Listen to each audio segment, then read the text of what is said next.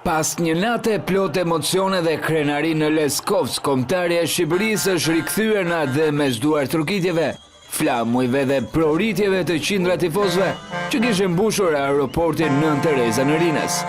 Kuqezin do priten si erojnë kombëtar pas fitores madhështore ndaj Serbisë, një sukses që do të mbetet gjatë në historinë e futbollit shqiptar.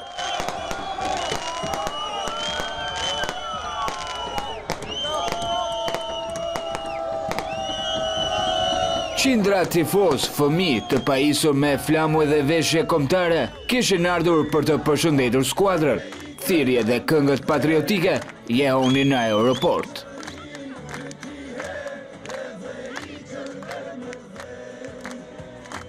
Fitoria 0-1 në transfer ndaj Serbisë është cilësuar si një nga momentet më të mëdha të futbollit shqiptar, jo vetëm për rëndësinë sportive, por edhe për mesazhin e unitetit dhe krenarisë kombëtare që përcolli.